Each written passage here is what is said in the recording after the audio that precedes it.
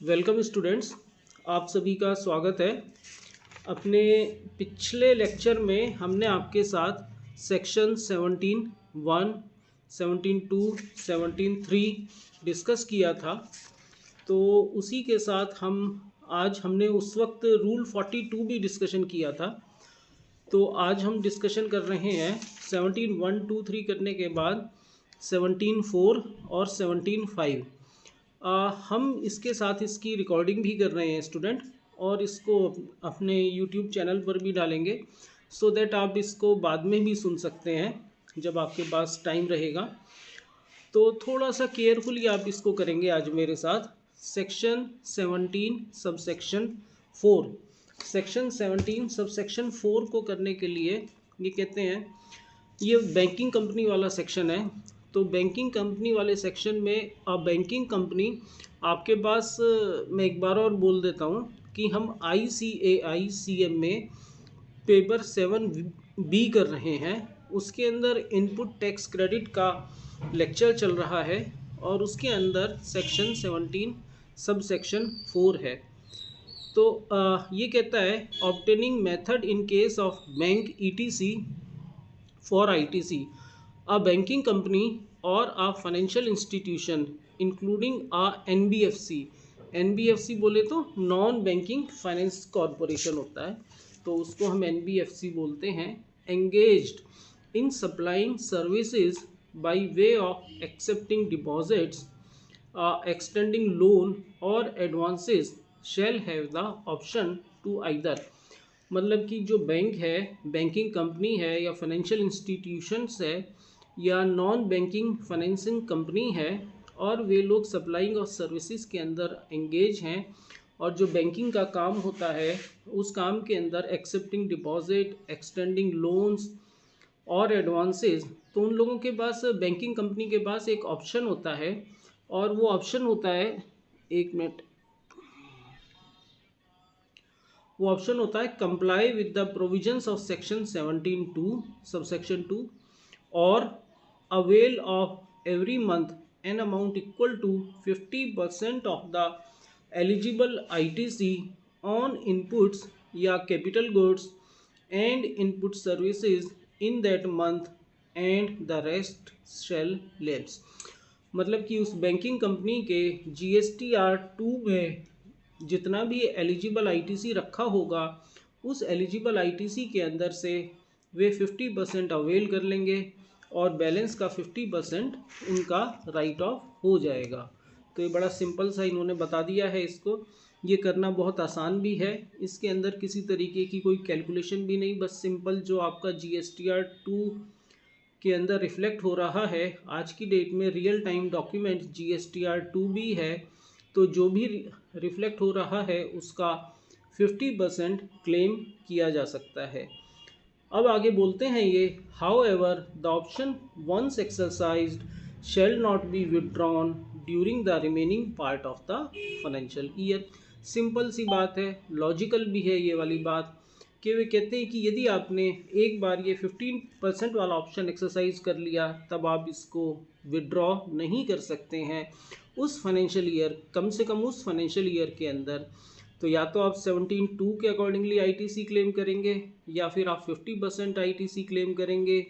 और यदि आपने 15% वाला ऑप्शन एक्सरसाइज कर लिया है किसी एक पर्टिकुलर मंथ में, बैंकिंग कंपनी ने अपनी GST की रिटर्न्स फाइल करते समय, तब वही उनका चलता रहेगा। Further the restriction of 50% shall not apply to the tax paid on supplies made by one registered person to another registered person having the same PAN। क्योंकि बैंकिंग कंपनी के केस के अंदर उनका पैन नंबर सेम रहता है, उन्होंने multiple states के अंदर GST रजिस्ट्रेशन लिया होता है, तब वे यदि किसी एक पैन से दूसरे पैन के ऊपर ITC ट्रांसफ़र करते हैं, इनको इस तरीके की फैसिलिटी मिलती है, तो उस केस में ये 50% वाला कॉन्सेप्ट एप्लीकेबल नहीं होगा।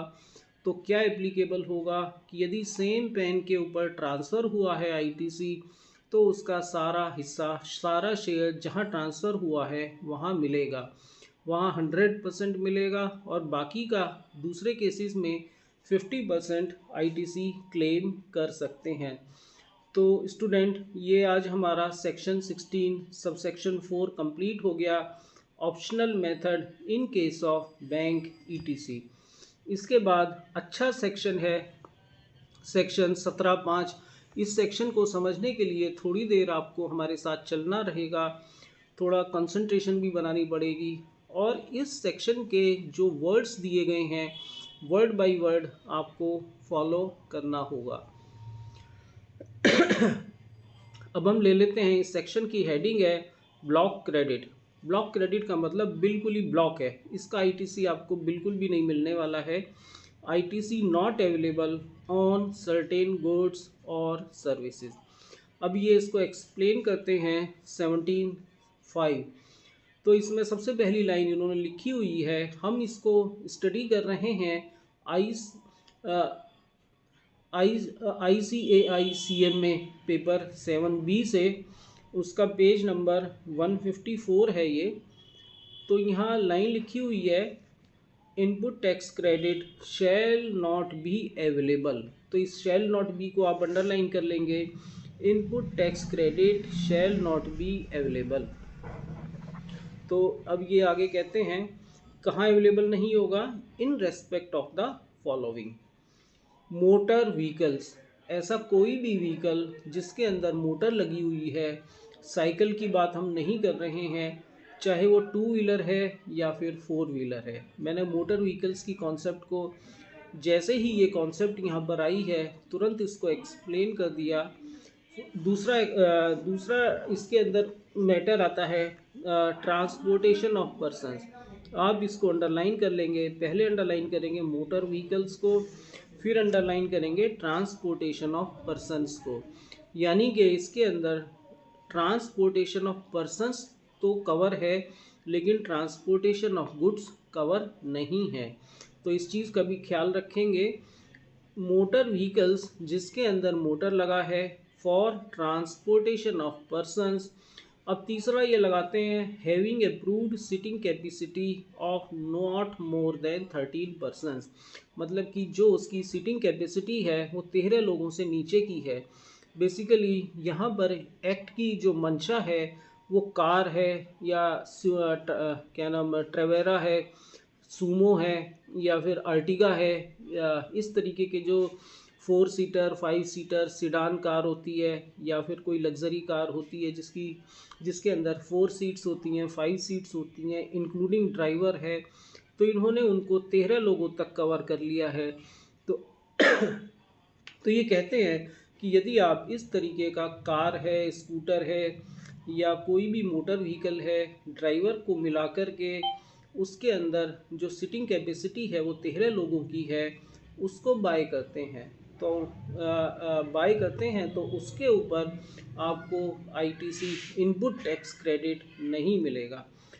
होता क्या है कि बिज़नेस में हम जो बात कर रहे हैं, ITC किसको मिलना होता है? ITC मिलना होता है रजिस्टर्ड डीलर को। मतलब कि वह व्यक्ति, वह टैक्सेबल पर्सन जो कि GST के अंदर रजिस्टर्ड है, चाहे वो प्रोप्राइटर है, चाहे पार्टनरशिप फर्म है, और चाहे एसोसिएशन ऑफ पर्सन है, और चाहे प्राइवेट लिमिटेड कंपनी है, चाहे लिमिटेड कंपनी है, वो टैक्सेबल पर्सन है। उन्होंने GST के अंदर रजिस्ट्रेशन ले रखा है और उन्होंने कोई 13 लोगों से नीचे वाली मोटर व्हीकल को बाय किया है, तो उसके बाय करने के ऊपर उनको ITC नहीं मिलेगा। भाई होता क्या है कि बिजनेसमैन सबसे पहले ये कहते हैं कि सर मेरे को बिज़नेस पर्पस से कार ख़रीदनी है। अब कार ख़रीद ली उन्होंने, ख़रीदने के बाद घर आई वो कार। ऐसा नहीं है कि उस टैक्सेबल पर्सन को फुल टाइम बिजनेस ही होगा। अगर कार है, उसकी नई नई शादी हुई है और उसका मन करता है कि घूमने के लिए कहीं जाना है, शिमला जाना है, मसूरी जाना है, मनाली जाना है, तब वो उसको प्राइवेट यूज़ में भी लेकर के आएगा। तो आदमी यदि हम उसके ऊपर प्रतिबंध नहीं लगाएंगे तो व्यक्ति चाहे कितना भी ईमानदार क्यों ना हो, लेकिन वो उस कार को पर्सनल यूज़ या और प्राइवेट यूज़ और ऑफिशियल यूज़ दोनों में ही इस्तेमाल होता है। तो इस टॉपिक के ऊपर इनकम टैक्स के अंदर भी काफ़ी डिस्प्यूट रहता है। वहाँ तो हम डिस्कशन चलाते रहते हैं, लेकिन उस डिस्प्यूट से वो डिस्प्यूट से सीख लेते हुए जीएसटी डिपार्टमेंट ने इसके ऊपर बिल्कुल नहीं सोचा और बोल दिया कि यदि आपका मोटर व्हीकल है, चाहे वो स्कूटर है, मोटरसाइकिल है या कार है या कुछ भी है, उसके अंदर 13 लोगों से कम के बैठने की सीटिंग कैपेसिटी है, ड्राइवर उसके अंदर इन्वॉल्व है, तब आपको उसके ऊपर आईटीसी, उसकी बाइंग प्राइस 4 लाख 5 लाख की कार है, यदि 28% का आईटीसी होता है तो आपको आईटीसी नहीं मिलेगा। अब ये कहते हैं आगे एक्सेप्ट, सिवाय, यहाँ मिल जाएगा। कैसे? ये लिखते हैं when they are used for making the following taxable supplies. दोबारा एक बार बोल देता हूँ, when they are used for making the following taxable supplies. क्या है? Further supply of such motor and vehicle. जो शोरूम वाले होते हैं तो वो पीछे से कम मैन्युफैक्चरर से बाय करके लेके आते हैं मोटर व्हीकल और आगे उसको सेल आउट कर देते हैं, क्योंकि ये उनका वही बिजनेस है। इन्होंने for further supply of such motor vehicles. अब इसके अंदर कोई नई कार या पुरानी कार ऐसा कॉन्सेप्ट नहीं है। आप यदि further supply of motor vehicle के पॉइंट ऑफ व्यू से आपने एक रजिस्टर्ड डीलर हैं, आपने अपने बिजनेस को रजिस्टर्ड करा रखा है, तो पीछे से जो बाय करने के ऊपर आईटीसी आपकी बुक्स के अंदर स्टैंड करेगा, आप उस आईटीसी को जो सेल्स करेंगे उसके ऊपर जो आउटपुट टैक्स बना है उसकी लायबिलिटीज़ के साथ एडजस्ट कर सकते हैं। बी नंबर पॉइंट है ट्रांसपोर्टेशन ऑफ पैसेंजर्स।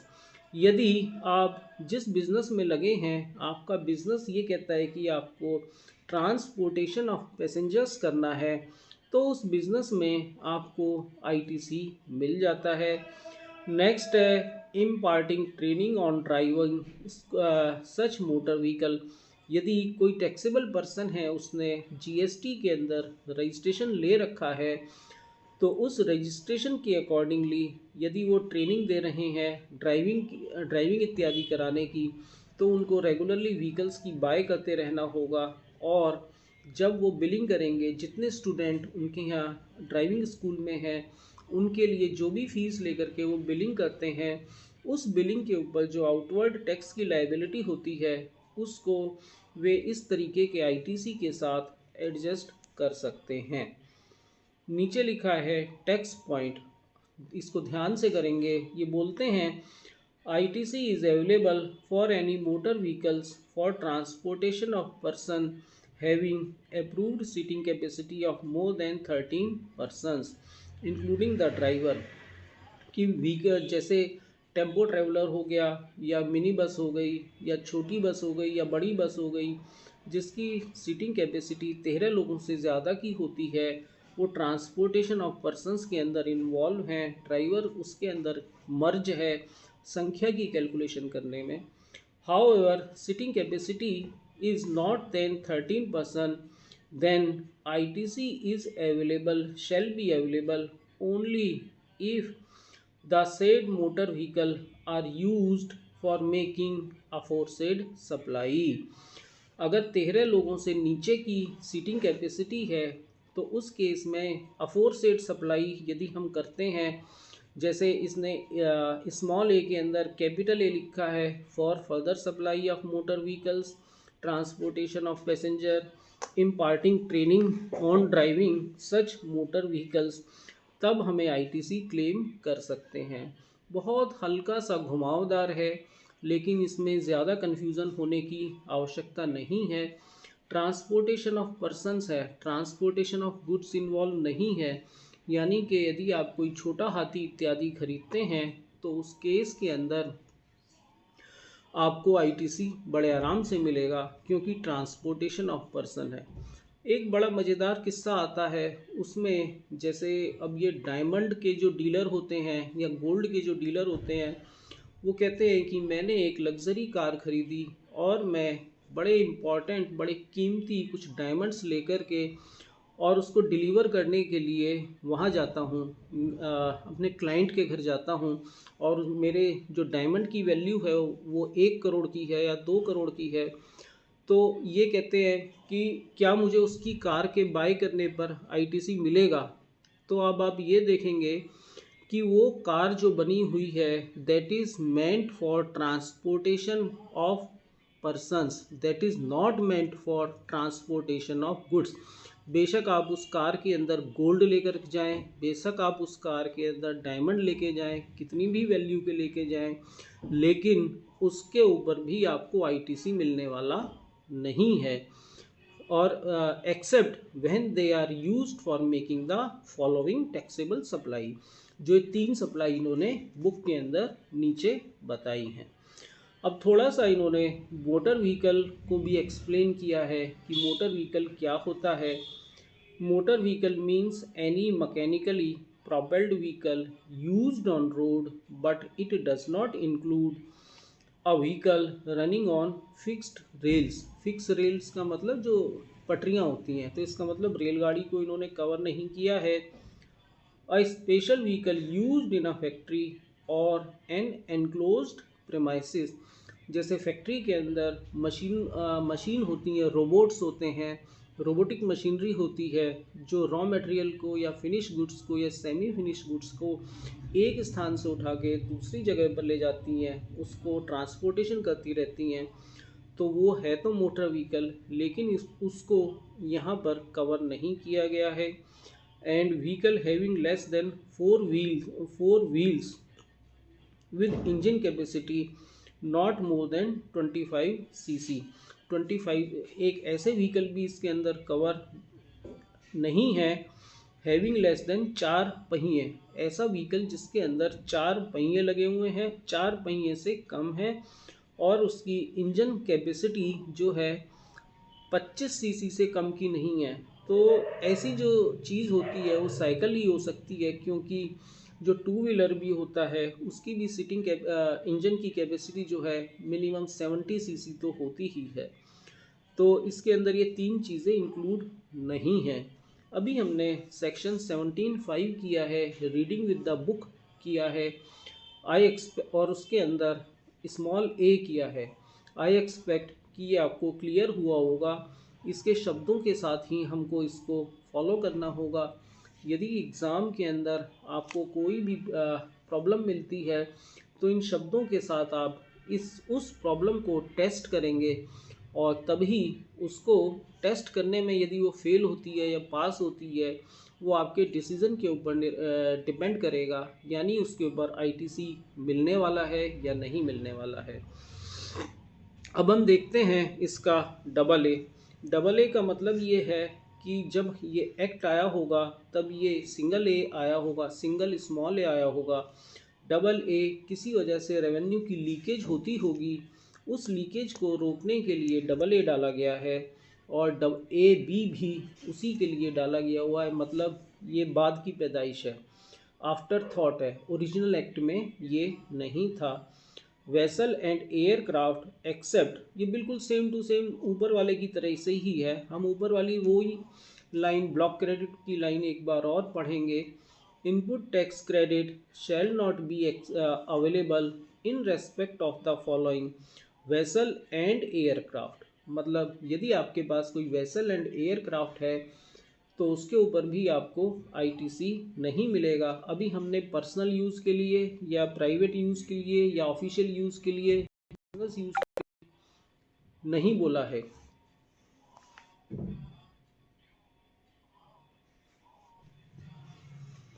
तो इसके बाद a vessels and aircraft except when they are used, हम इसको देखेंगे। तो ये डुप्लीकेट है, ओरिजिनल नहीं है। ओरिजिनल एक्ट के साथ इसको डिक्लेयर नहीं किया गया था, बल्कि ये आफ्टर थॉट है। इसकी वजह से रेवेन्यू का लीकेज रहा होगा। तो ये हमें ऊपर वाली लाइन एक बार और कर लेते हैं। Input tax credit shall not be available in respect of the following vessels and aircraft. चाहे वेसल्स एंड एयरक्राफ्ट के ऊपर आईटीसी आपको नहीं मिलेगा, चाहे वो पर्सनल है या ऑफिशियल है। अभी इन्होंने ये डिक्लेयर नहीं किया है। Except when they are used, अब आ गई वो वाली चीज़ कि except when they are used for making the following taxable supply. अब वो किस तरह की फॉलोइंग टैक्सेबल सप्लाईज हैं?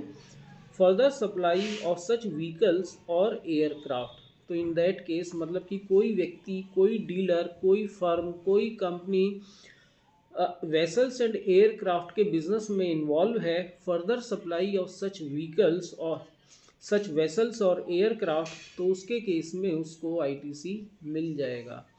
यदि नेक्स्ट आता है इसका B number point, transportation of passengers.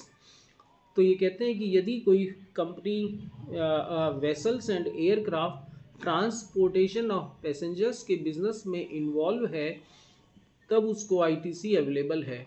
Next कहते हैं यदि कोई वेसल्स एंड एयरक्राफ्ट ट्रेनिंग दे रहा है, imparting training on navigating such vessels, तो उस केस में भी उसको आईटीसी अवेलेबल हो जाएगा। Imparting training on flying such aircraft, then also ITC is available. And most important, for transportation of goods, यदि वो वेसल या एयरक्राफ्ट ट्रांसपोर्टेशन ऑफ गुड्स के बिजनेस में लगा है तो उसको आईटीसी मिल जाएगा। ये बड़ा सिंपल है, तो इसको हमने कर लिया, डबल ए को कर लिया, सेक्शन 17(5) सिंगल ए कर लिया, डबल ए कर लिया। आइए अब हम करते हैं ए बी। तो ये भी आफ्टर थॉट है, कहीं रेवेन्यू की लीकेज थी तो उसको रिकवर करने के लिए गवर्नमेंट ने ए बी को डाला है। पढ़ते हैं, services of general insurance, servicing, repair and maintenance in so far as they relate to motor vehicles. मतलब कि मोटर व्हीकल के संबंध में इंश्योरेंस की या servicing, insurance, servicing, repair and maintenance that relate to motor vehicles, vessels और aircraft referred to in A और double ए। तो यहाँ पर आईटीसी अवेलेबल नहीं है। जहाँ पर आईटीसी अवेलेबल होता है वहाँ पर ये सब चीज़ें भी अवेलेबल होती हैं, और जहाँ पर ब्लॉक क्रेडिट होता है तो वहाँ पर general insurance, servicing, repair and maintenance, उसका भी आपको आईटीसी नहीं मिलता है। अच्छा, इसमें भी एक ये प्रोवाइज़ो लगा करके बताते हैं, however the ITC in respect of such services shell be available. यहाँ किस तरीके से ए बी के अंदर किस तरीके से आईटीसी शैल बी अवेलेबल रहेगा, where the motor vehicles, vessels और aircraft referred to in clause A or double A are used for the purpose specified therein। यदि कोई स्पेशल पर्पस है और वो पर्पस स्पेसिफाई किया गया है, तब उस केस में उनको आईटीसी मिल जाएगा। तो ये बताया गया है इसने, इन दैट केस ये आईटीसी अवेलेबल हो जाएगा, shall be made available. Next है where received by a taxable person is engaged in the manufacturing of such motor vehicle, vessels और aircraft। यदि कोई व्यक्ति जो डीलर है, रजिस्टर्ड डीलर है, जिसके बारे में हम डिस्कशन कर रहे हैं, वो रजिस्टर्ड डीलर इस तरीके के मोटर व्हीकल्स, वेसल या एयरक्राफ्ट के मैन्युफैक्चरिंग में इन्वॉल्व है, तो उस केस में उसको आईटीसी अवेलेबल होगा, क्योंकि जो भी वो इनपुट लगाएगा उसके ऊपर आईटीसी मिलेगा। फिर वो मैन्युफैक्चर करके उसको बेचेगा, तो आउटपुट टैक्स की लायबिलिटी को उस आईटीसी के साथ वो सेट ऑफ करेगा। नेक्स्ट है, in the supply of general insurance services in respect of such motor vehicles, vessel और एयरक्राफ्ट इंश्योर्ड बाय हिम। यदि वो इस तरीके की जनरल इंश्योरेंस की सर्विसेज प्रोवाइड कर रहे हैं तो उस केस में भी आईटीसी अवेलेबल होगा। हम कर रहे हैं ICAICM में paper 7B section 17 subsection 5 block credit, मतलब आईटीसी इज़ नॉट अवेलेबल। हम आ गए हैं पेज नंबर 155 155 नंबर पेज के ऊपर। अब हम कर रहे हैं सेक्शन 17(5) का क्लॉज बी, स्मॉल बी है ये। The following supply of goods or services or both. सबसे पहले ऊपर वाली वही लाइन हम पढ़ लेते हैं, input tax credit shall not be available in respect of the following supply of goods or services or both। क्या है, बिल्कुल ध्यान से एक एक शब्द पढ़ लेंगे। फूड और बेवरेजेस, ठीक है, not allowed. Outdoor catering, not allowed. Beauty treatment, not allowed. ये किसके लिए नॉट अलाउड बोला, मैं पीछे भी बोल चुका हूँ। हम बात कर रहे हैं एक रजिस्टर्ड डीलर की। तो रजिस्टर्ड डीलर यदि इन गुड्स और सर्विसेज की इन गुड्स और सर्विसेज के ऊपर यदि वो आईटीसी क्लेम करना चाहते हैं तो उनको आईटीसी नहीं मिलेगा। Reason being block credit. दोबारा करते हैं। Food and beverages, outdoor catering, beauty treatment, health services, cosmetic and plastic surgery, leasing, renting और hiring of motor vehicles. Hiring of motor vehicles यदि कोई करते हैं, रजिस्टर्ड डीलर करते हैं। रेंटिंग ऑफ मोटर कैब एक बहुत प्रोमिनेंट टर्म है। यदि वो उसको करते हैं तो उस केस में ब्लॉक क्रेडिट है। उसका यदि रेंटिंग ऑफ मोटर कैब करते हैं उसका इनवॉइस आता है, वो खर्चे में तो डल जाएगा रजिस्टर्ड डीलर के, लेकिन उसके ऊपर आईटीसी क्लेम नहीं होगा। Vessels or aircraft referred to in clause small a or double a except when they are used for the purpose specified therein। तो वेसल्स और एयरक्राफ्ट के ऊपर भी आईटीसी नहीं मिलेगा यदि they are used for the purpose specified therein. Next है, हम इसके नीचे एग्जाम्पल 41 है। पहले एग्जाम्पल 41 को कर लेते हैं। A corporate party is organised. सुनिए कि एक कॉरपोरेट है, बिजनेस हाउस है, बड़ी कंपनी है, से फॉर एग्जांपल विप्रो है। विप्रो कंपनी ने कोई एक पार्टी की है, उस पार्टी के ऊपर उसने corporate party is organised by hiring an event manager. Company ने एक इवेंट मैनेजर को हायर कर लिया। भाई हम ज़्यादा झंझट कर नहीं सकते कि हलवाई भी बुलाएं और गेस्ट को पिक एंड ड्रॉप भी करें, लाइटिंग भी करें और केटरिंग भी करें, सब कुछ करें। तो विप्रो ने एक क्या किया, इवेंट मैनेजर को हायर किया। और इवेंट मैनेजर ने क्या किया, is contracted to ensure all arrangements relating to food, guest, lighting, decoration, cab service for pick and drop. तो इवेंट में तो उस case event manager uses the services of a caterer. उसने केटरर की service भी यूज़ की to serve food at the party and engages a rent a cab operator to pick and drop a guest. अब देखिए, जो ये event manager है ये दो तरीके से इनवॉइस दे सकता है।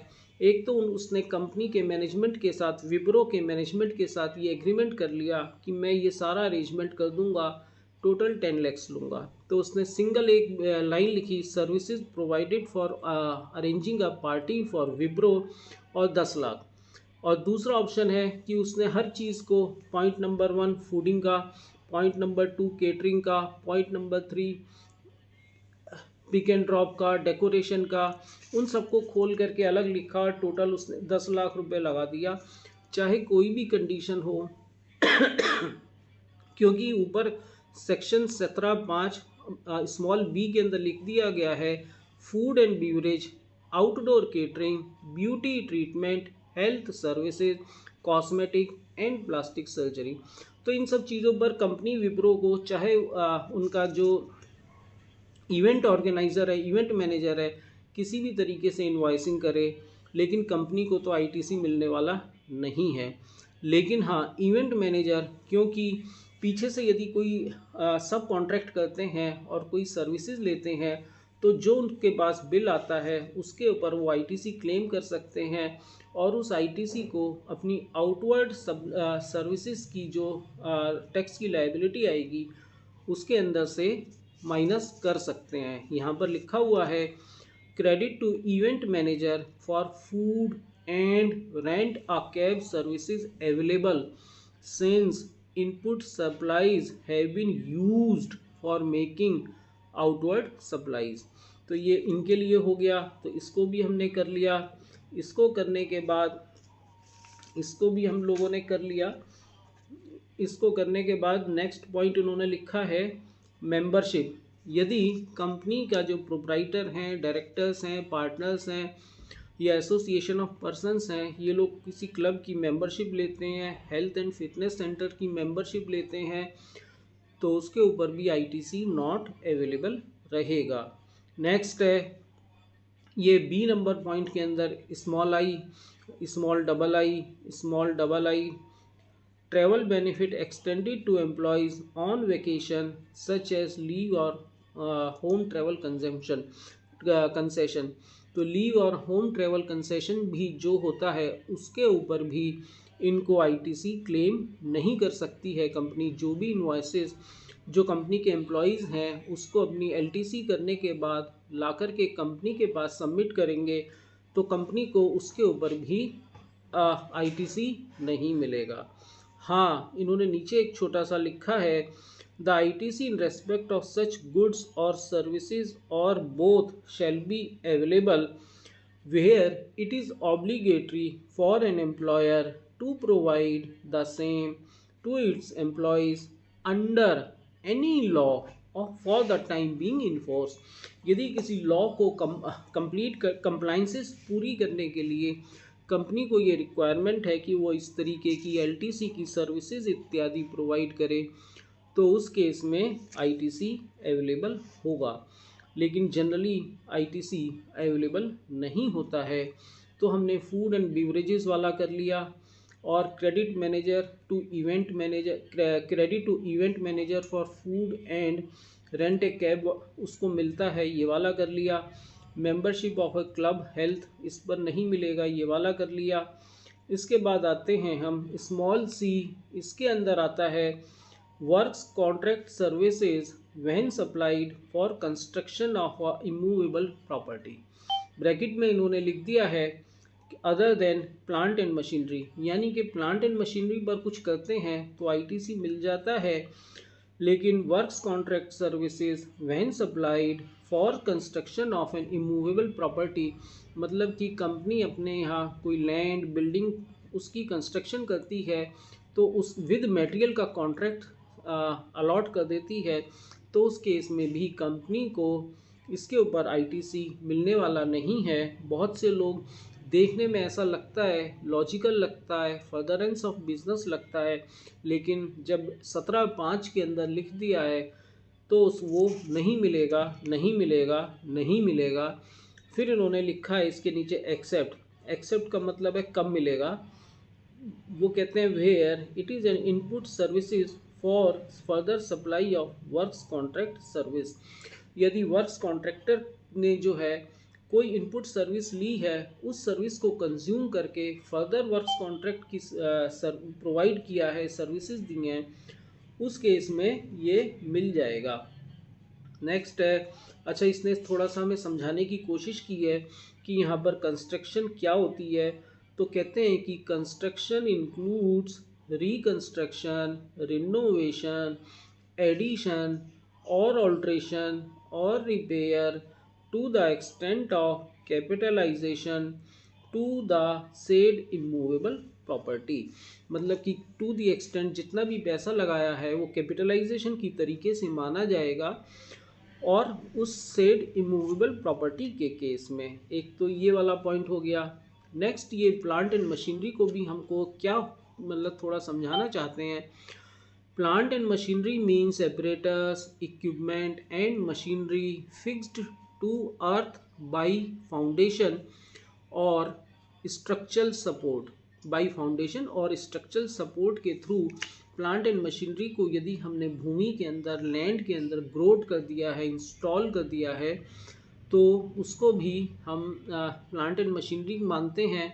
और लेकिन बट एक्सक्लूड, तो प्लांट एंड मशीनरी को अंदर क्या इंक्लूड नहीं है। यदि प्लांट एंड मशीनरी भूमि के अंदर हमने ग्रोथ करके, फाउंडेशन करके उसको इंस्टॉल किया है, तब वो प्लांट एंड मशीनरी में चली गई।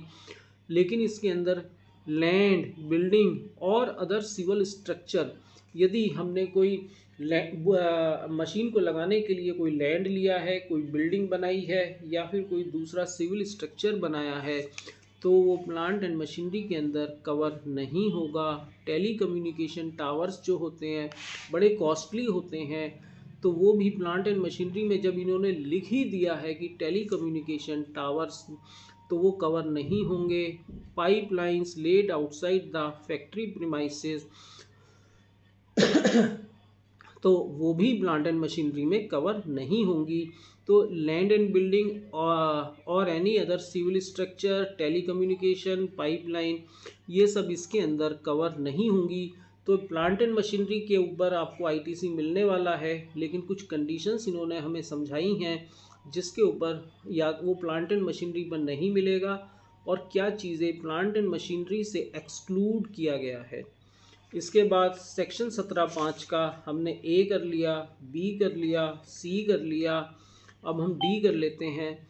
इसके अंदर डी, ई, एफ, जी, एच और आई ये सब छोटे छोटे हैं। हम डी पॉइंट करते हैं, goods or services or both received by a taxable person on and for construction of an immovable property on his own account, including when such goods or services or both are used in the course of furtherance of business। इसको D को भी हमें शुरू से वैसे ही पढ़ना होगा। Input tax credit shall not be available in respect of the following goods or services or both received, मतलब कि आईटीसी नहीं मिलेगा यदि रजिस्टर्ड डीलर या जीएसटी का टैक्सेबल डीलर अपनी किसी कंस्ट्रक्शन ऑफ इमूवेबल प्रॉपर्टी के अंदर कुछ इन्वेस्टमेंट करते हैं, चाहे वो बिजनेस के लिए हो, तो उस केस में आईटीसी नहीं मिलेगा। डी नंबर पॉइंट में ब्लॉक क्रेडिट हो गया। फिर ई नंबर पॉइंट में जो बोलते हैं, हम शुरू में ही पहले ही बोल देते हैं, ITC shall not be available. अब E number point goods or services or both on which tax has been paid under section 10। Section 10 क्या होता है? वो कंपोजिशन लेवी होती है। तो यदि कंपोजिशन लेवी के अंदर कोई भी टैक्स का पेमेंट हम करते हैं तो उसको वो आईटीसी की तरीके से अवेलेबल उसके बायर के लिए नहीं होगा।